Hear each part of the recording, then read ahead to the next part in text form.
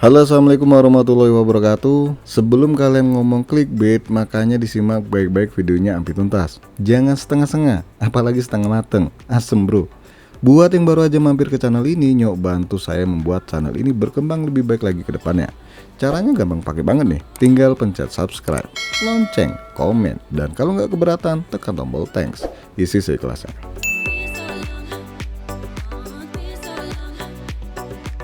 Cerita dikit nih ya, melanjutkan video dimana saya lagi hunting Vega murah, malah dapet Vega sampah. Sampai di sini saya nggak nyerah nih, tetap hunting Vega golongan kiri hore pastinya. Akhirnya saya nemu Vega yang tergolong tua tapi pakai VRAM jenis GDDR5. Seperti biasa terjadilah baku hantem. Nggak gitu juga kali bro audionya, maksudnya tawar menawar nih, dan akhirnya harga deal di angka Rp180.000. Tapi inget ya, ini nggak termasuk ongkos kirim pastinya. Akhirnya saya boyong Vega ini. Boyong apaan sih? Maksudnya saya beli ya, saya ambil Vega ini. Yap, AMD Radeon HD 5670 1GB DDR5 128 bit. Vega ini dulunya masuk kelas mid range ya, yang nongol tahun 2010 yang lalu. Barunya dulu sih di kisaran 119 juta dolar. Udih, kegedean, maksudnya 119 dolar. Kurang lebih 1,7 juta ya kalau dirupiahin sekarang. Dan di usianya yang ke-14 tahun, maksudnya harga bekas ya, itu harganya sekarang di rentang 180.000 kalau kalian bisa menawar, atau normalnya di angka 200 ribuan.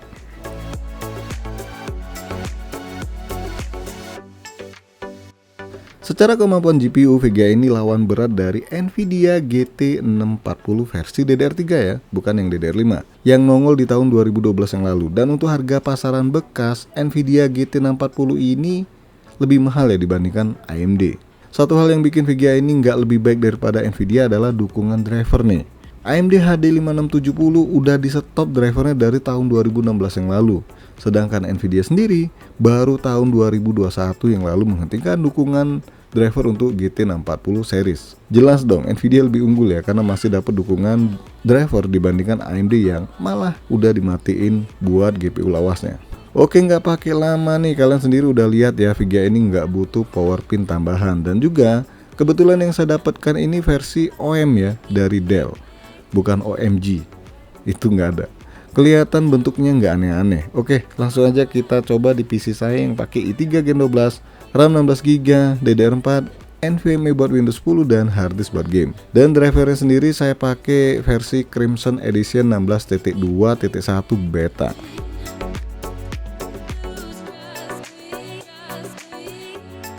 Sebelum ke gaming, iseng-iseng dong buat dipakein editing video dengan Vega super lawas ini. Alhamdulillah banget nih, baik Adobe Premiere 2024 atau bahkan yang lebih lawas lagi yaitu 2018 nggak mendeteksi GPU satu ini, alias Vega ini nggak mendukung untuk editing di Adobe Premiere yang saya sebutin tadi. Aduh, jadi nggak fungsi dong buat editing video Vega satu ini. Ya udah deh, saya nggak punya versi lebih lawas lagi. Mungkin kalau pakai aplikasi yang keluarnya barengan GPU ini bisa jadi berfungsi sebagaimana mestinya.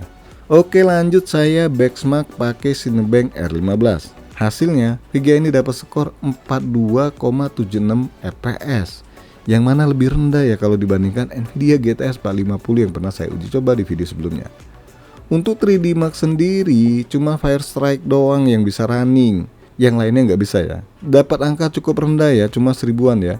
Bisa dilihat sendiri skornya di video ya. Lanjut ke pengujian gaming di VGA tua.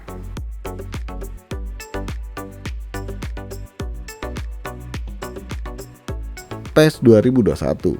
Jangan tanya kemana PES 2024. Pastinya minggat? Enggak dong. GPU ini nggak support lagi PES 2024. Jadinya ya udah ngalah aja deh di PES 2021. Dan di game ini pun kalian harus puas bermain di resolusi 720p dengan pengaturan frame rate di angka 30 fps. Ya ginilah, apa yang mau diharapkan di Vega lawas. Kelas gini lagi. Syukur-syukur masih bisa main game yang sedikit lebih baru ya. Hasilnya masih cakep dong, biar kata terkunci di 30 fps, game berjalan cukup smooth. Lumayan ya, bisa menghibur pas puasa nanti.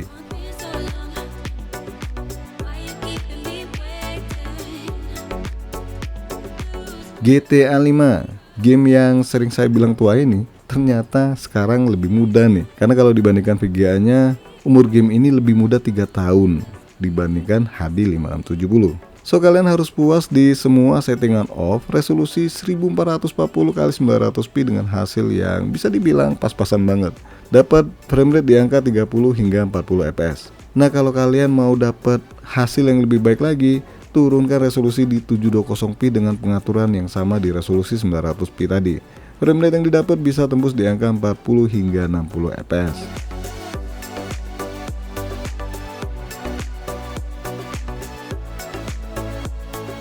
Dota 2, salah satu game yang bisa running cukup baik nih, bahkan di resolusi 1080p. Walaupun lagi-lagi harus terima kondisi ya, kalau settingan gamenya kelas ancur alias low. Dan frame rate yang didapat masih cukup baik loh, di angka 30 hingga 70 fps. Tapi hal yang cukup wajar juga ya, kenapa di game ini GPU sekelas 5670 masih punya taring. Ketolong bro sama prosesornya. Kalau saya kalau nggak salah, game ini tergolong CPU born. Jelasnya bukan James Bond.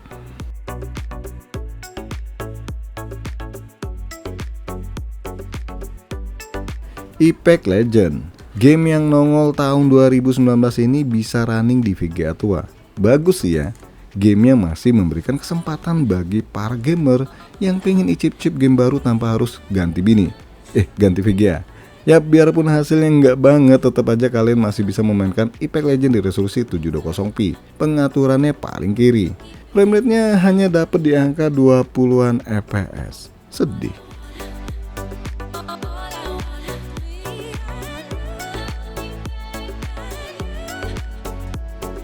PUBG gak beda jauh sama Apex Legends nih. Game ini juga masih running. Keren, tapi hasilnya ya mirip-mirip Apex Legends. Di resolusi 720p, settingan very low, framerate yang didapatkan hanya di angka 20-an fps. Sedih lagi.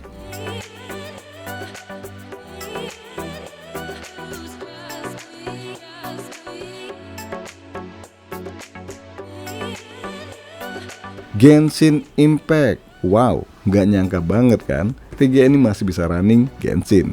Tapi tetap aja senengnya bentar, karena kalau dimainkan biar kata pakai settingan lemes, resolusi 768p asli hancur banget. Sehancur sudahlah, framerate-nya kadang jatuh ke god, ke angka belasan fps. Parah pastinya. Dari 20-an fps langsung terjun bebas ke belasan fps. Lag-nya bikin sakit hati. Tapi yang mau gimana lagi coba, udah tua, VRAM 1 GB. Ya terima apa adanya dong. Yang penting masih bisa mencoba game yang tergolong jauh lebih mudah dibandingkan VGA-nya.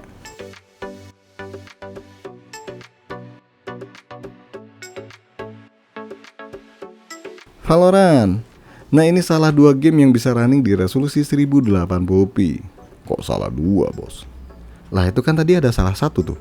Berarti ini salah dua dong, bener nggak? Lagi-lagi prosesor membantu mengangkat derajat VGA 1 ini. Yap, kalau nggak ditolong prosesor, pastinya lebih hancur dari yang di video. Karena kalau di settingan low, prosesor lebih banyak bekerja dibandingkan VGA. Analoginya sih gitu ya. Tapi kalau di settingan high, hancur banget. Sayangnya waktu saya rekam di settingan high, malah nggak kerekam. Karena kalau mau ngerekam game di VGA lawas, baik Nvidia atau AMD, itu nggak bisa full screen ya. Layarnya blank. Yang nongol suara doang, videonya nggak ada.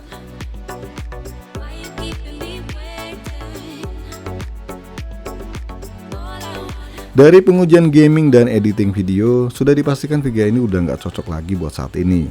Kecuali kalau kalian ngincer VGA ini hanya memainkan game-game lama yang masih didukungnya. Begitupun juga aplikasi yang tergolong masih support VGA tua. Dengan rentang harga bekas di angka 100 ribuan seperti yang saya beli ini ya, harganya sih masih masuk akal. Cuma kalau udah di atas 200 ribuan, saya prefer ke GTX 450 pastinya. Atau kalau bisa dapat AMD Radeon R7 250 di rank harga segini. Tapi nggak mudah loh. Untuk suhu yang dihasilkan VGA imut-imut macam semut ini ternyata cukup tinggi. Suhunya tembus di angka 77 derajat Celcius. Tapi wajar juga ya, coolernya tipis dan kecil, jadi kurang maksimal untuk membuang panas GPU. Cuma tetap aman ya, suhu segini. Kecuali kalau udah tembus di angka 80 derajat atau lebih, baiknya ganti coolernya.